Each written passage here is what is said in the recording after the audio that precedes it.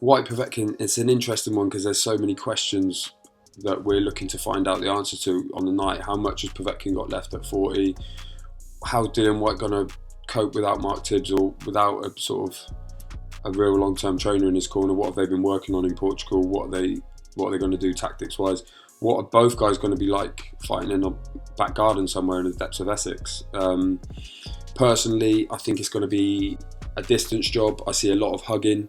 Both guys probably cope well against bigger, taller opposition, so I think there'll be some overshooting and a lot of close action, like as in up close action.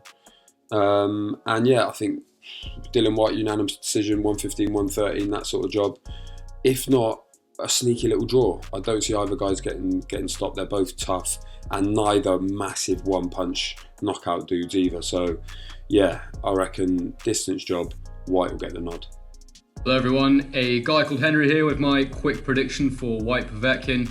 I think it's going to be a very, very good fight, very entertaining. I prefer to look at the style matchup rather than where both guys have been at in their career and where they're at right now. So if you look at Dillian Whyte, he looks like he's in phenomenal shape. And when you look at opponents that he's faced previously that are similar to Povetkin, you think of Rivas, you think of Chisora, you think of Joseph Parker to an extent in terms of stature. And obviously he's won all those fights. However, Chisora pushed him all the way. You could argue he was winning on points. Rivas certainly caused him problems, knocking him down later on in the fight. And Parker as well caused him a lot of problems. And they were all close fights, very competitive. I think Povetkin's a better inside fighter than all those guys, so it's going to be tough. But I see Povetkin causing Whyte problems early on, with Whyte causing a late stoppage. So Dillian Whyte by KO late in the fight. That's my prediction. Ames here, making my boxing social debut, giving you my prediction on Dillian Whyte versus Alexander Povetkin. So here it is. Simply put, I cannot write off Povetkin. Povetkin is an old school of the previous area of heavyweight boxing, still around, still winning against the younger, supposedly hungrier, fresher fighters. Take for example his last two fights, a draw and a win against Michael Hunter and Hughie Fury. I thought he beat Michael Hunter. Povetkin has proved he still has the hunger and fuel left in the tank for him to drive on to one final campaign for world heavyweight honours, and in this fight in no way will I write him off from getting the victory. And Dillian Whyte in this one, much like Hunter and Fury, comes in as the younger, hungrier, fresher fighter, except the difference here is that Dillian is a completely different fighter to those two. One that looks to, and will be on the night, looking from the go to knock out Alexander Povetkin. And he looks in top condition from the preparation that he's done over in Portugal. Not the same one that came in against Marius Vac, but a better one for and to execute that plan to knock out his opponent. And whilst everyone has been talking about the battle of the left hooks, as it were, the jab, and more importantly the use of Dillian Whyte's jab, will be key in negating and setting up the trap for Alexander to shoot a left hook or an overhand right for Dillian to capitalise upon. And that's what I see, and that is a Dillian Whyte round 7 stoppage. It's not going to be easy though, because Povetkin has all that experience to see him through any turbulence in the fight, but eventually Dillian Whyte will land the big one and stop Povetkin. That's my prediction. Thanks guys. Whyte Povetkin is definitely up there as one of those that whets my appetite. Povetkin is a machine and looks like the kind of guy that if you found him in bed with your wife, you close the door just after apologising for disturbing him. Having said that, I can't see past Whyte. Whyte isn't, in my opinion, the most accomplished boxer for his technique, but he loves a tear up, and that's something that I can't see Povetkin being able to resist either. And so for that reason alone, I think Whyte's going to do him. With youth, I'd argue more power and likely a better engine, as well as some similar attributes that both fighters benefit from. I'd say Whyte wins this. Povetkin will make him earn it. I'm struggling to see a stoppage. My prediction is Whyte on points by a healthy margin. Hello, this is Boxing Social's Ryan Elliott. My official prediction for Dillian Whyte versus Alexander Povetkin is a Dillian Whyte points win. I do think Alexander Povetkin will have his moments in this fight, particularly in the early rounds, but I do expect the younger, fresher Dillian Whyte to take over in the later half of the fight. I don't think we'll see a knockout in this fight, but I am going to go for a Dillian Whyte points win. Putting aside the question of is it or is it not a pay-per-view fight, it's just a really good fight. There's two of probably the best 5 heavyweights in the world going at it. people seem to underestimate Povetkin. He's only ever lost to Klitschko and Joshua. You know, Whyte shares the same loss to Joshua. I think it'll be cagey for maybe 4 or 5 rounds. I think Povetkin will probably get the better of him for the majority of that. I don't see the issue around Mark Tibbs leaving Dillian Whyte. Xavier Miller's gone in there. Knowing Xavier fairly well, I know that he would have researched and prepared thoroughly for this, for lots of scenarios, lots of outcomes. Adding Dave Coldwell to that corner is a great addition. I think after maybe 4 or 5, Dillian will lose some of that caginess, try and turn it into a dogfight. When have you last seen Dillian Whyte in a bad fight? Like, he's always entertained, if nothing else. I can see it going late, either Whyte's stoppage, kind of 9-12, or Whyte's points win for me. This is Andy PUREWAL for Boxing Social, just giving my prediction ahead of tonight's Whyte-Povetkin fight.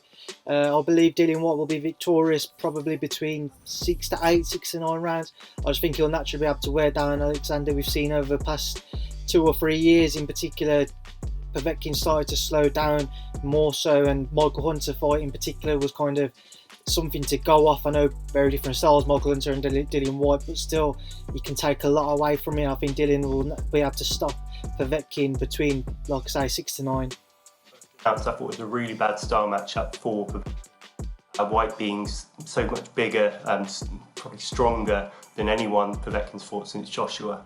I've had my mind kind of wavered a couple of times since then, but ultimately as the fights got closer, I just think Whyte is going to be too much for him. He's looking in great shape. He didn't look very good in Saudi at all, and nor did Povetkin really. But I expect Whyte to kind of grind him down, maybe for a late stoppage around 9 or 10, or if not, a fairly convincing decision win. A lot of people seem to think it's some kind of foregone conclusion that Dillian Whyte beats Alexander Povetkin tonight. I don't. Throughout his career, Whyte's been hurt by much worse fighters than Povetkin. Oscar Rivas, Joseph Parker, Derek Chisora a couple of times. The list probably goes on as well. I think he'll get hurt again tonight. The only thing stopping me picking Povetkin by knockout is the fact that he's now over 40. He's had a lot of wear and tear, a long career. I'm not sure he'll be able to finish the job. For that reason, I pick Dillian Whyte to win by knockout. I think he'll stop an exhausted Povetkin on his feet somewhere between rounds 9 and 12. Dillian Whyte for Alexander Povetkin, definitely an interesting fight, one that I'm really looking forward to.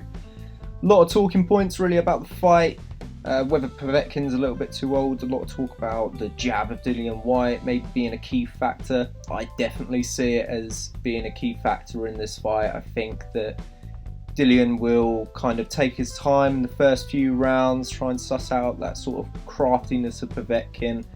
I expect Povetkin to come out, not necessarily guns blazing, but definitely very active in the first few rounds. But judging off his last performance, will he be able to hang in there and keep that going for 12 rounds?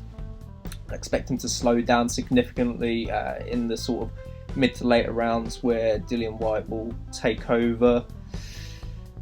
Potentially knock him down, I think, in rounds 10 to 12, and he will secure a close but clear unanimous decision. So a prediction for Dillian Whyte against Alexander Povetkin.